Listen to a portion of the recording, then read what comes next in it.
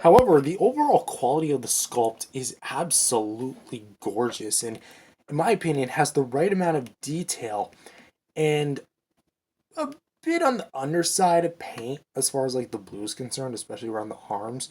But for what it is, it's still done really well. And even like coming rotating the arm here, we do get some more detail and like a bit of color. Like you can't really see it all that much, but there is some kind of like a gray spray around the claws and the little bit of a gloss and highlights on the palm, and it again just looks so good. Like you can clearly see a color difference between the palm and the rest of the hand. And kind of going on down, we get like some more like the grittier detail, and this is probably the most executed sculpt, like the best one. So like overall, especially like with the claws, I will say I wish I kind of preferred a bit more shading like the monster arts had for the claws, or at least a bit more gloss like the NECA one does. So they look a little bland, but they get the right amount of sculpt. However, what really steal the show are the dorsal fins in question. These look the most like they're actually glowing because they have a blue base and then they have like a lighter, sort of darker blue outline for the spines and really look like an actual light. Which, if I had to give higher props, they knocked it out of the park with this. And especially, we got a little bit more like the blue spray on the sides, as you can kind of see there. And the tail gets a bit of a little dry brushy. We get like a lot of it here, then kind of tapers down to like the sides of the tail. It's not like over the top like the NECA is, but it's also not as mild as the Monster Arts one is, where they just painted the fins. They actually added a bit more of like a glowing finesse. And the underside of the tail actually does have a bit of dry brushing, which I do like. It kind of carries down to the crotch until it meets the blue. So, again, overall, like for the sculpt and paint, like HIYA did an amazing job with the sculpts. The paint could be a tad bit better with some more like dry brushing on the sides and especially like with on the claws. A little bit more variety and a little bit more cleanup here. But again, for what is done here, it's done really, really, really well. Next in line is the Playmates Godzilla. Now, I want to make you aware that I'm not using the 2024 Godzilla, I'm using the original 2021 Godzilla. That being said, he has a lot of nice things about him. His rubber parts are actually really well detailed. Here we have like the kind of the blue eyes and the simply painted gums and the teeth, which are a bit mismatched. Mine's kind of more onto one side. Like you could look at it from here, it looks like he's gumless, teethless, toothless, and from here it looks practically picture perfect the way it should be. Although this side's kind of much more down, this side is a bit more up than it should be, but it's whatever. And as far as color is, that's kind of it on the face. But we do get a lot more like the dry brushing of like the mild blue on the arms and the sides of the body, and even going on down to the leg, where even though like the detail is really good here, and then kind of smoothens out a little bit, it still looks rather flush overall, and it just looks well. It does the job. Okay, it does the job well enough, and I'm trying to focus the freaking camera. Thank you. The little bit of claw paint on the sides here. We don't get a whole lot of it, but we do get some of it. Looks fine as it is. Claw paint on the little toes on the Playmates Godzilla. Nothing too crazy. Although we do get like a mild blue spray that kind of tapers off to the middle section of the tail, where from here to here it's like pure black. And the spray is actually kind of done really well.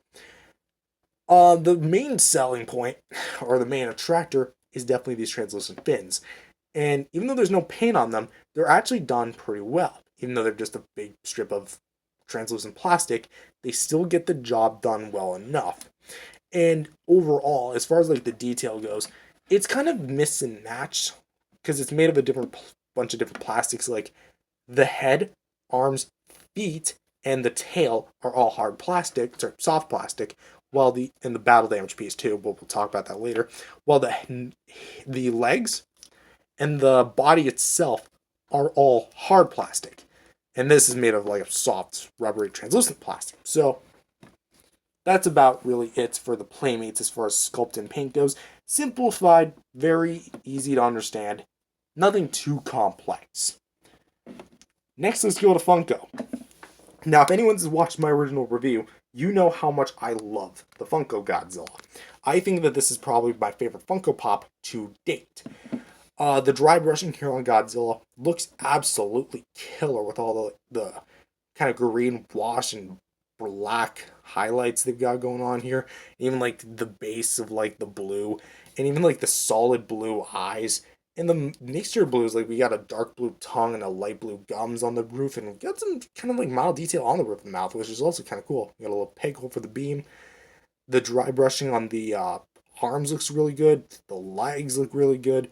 And the dark paint on the claws, honestly, look really good. And even like the little scales and bumps, they just look so awesome. And even like going down here to the where they did kind of miss a bit of the wash, it still looks fine where it is applied. And even though we got like an obvious transition, like just kind of stops from light green to dark black. What's such a thing as light black, huh? Um, the scaling is done actually fairly well, and I do like it. And the blue, let's talk about the blue. This is actually some really good blue. I know I kind of heckled it in my last one, but if you actually look closely, there's actually some like ridges of blue that are like infused into the paint. And it kind of looks really good. Not just kind of, it really looks good and kind of goes off to the top here and kind of transitions into the face. So, and not to mention also the wash is back on the tail section. So underneath the tail, they got it like really well. So you can definitely see why I consider this Funko Pop to be one of my favorites. Honestly, again, Funko knocked it out of the park with the sculpt and paint. Next up is Youtooz. Well, last up is Youtooz. Youtooz went a bit of more different style because they have their own unique style all to themselves. And even though in size it is similar to the Funko, it's actually way different. See, they kind of have like two different styles mixed into one. They make it like a cartoon. So we obviously have the yellow. I did not just say blue, yellow, whatever. They have the blue crescent eyes, and that are like the Youtooz logo. All the Youtooz figures have them almost. We have like the kind of like much more yellowish teeth. There you go. There's your yellow. And we have like the vibrant pink gums and tongue, or the membrane and tongue. The gums themselves are entirely blue. We have a bit more like the blue spray coming from the eyes and then kind of onto the gills and the neck. Looks very pudgy. And then we got like a little bit of blue like on the dorsal plates, pretty much covering the whole thing. And we got a little bit of claw action here. Looks pretty well painted. Lots of coloring here on the stomach. Kind of looks a little chonky. And we got some more claw paint here on the bottom. And for the tail, this is like where it kind of mixes the styles because we have a little bit more of like detail style than we have like more of a simple blocky type style. And we have like all the individual painted little spines here on the tail. And we have like more like a clean cut type or clean painted the little lines, like little streaks on the tail, again making it look like a lot like a cartoon. And I don't really have like any particular problem with this. Mine's got like a little bit of paint chippage on the there, and I'm pretty sure because it's used, it's got like a little bit of Sharpie on the hands. You can kind of see a little speck of it right there, speck of it right there, and a speck of it right there. But aside from that, also if you're wondering what that yellow stuff, it's just wood glue because I didn't have any regular glue when the tail popped off. But that was my own fault. So that's gonna have to wrap it up for Sculpt and Paint. Overall, who do I think takes it home the best as far as the execution itself? Well, let's look at the pros and cons. NECA has the best vibrancy and the most paint by far. And maybe my personal bias because like I just think it's the most eye-catching. So it's definitely the most eye-catching. My only gripes with it is some parts of the blue are a little too much and some of it is too little. For like example, the gills, because like they didn't even align it properly, and we have a bit more, not much blue on the legs, so it does a little bit. So, but for overall, it's actually really good. Monster Arts.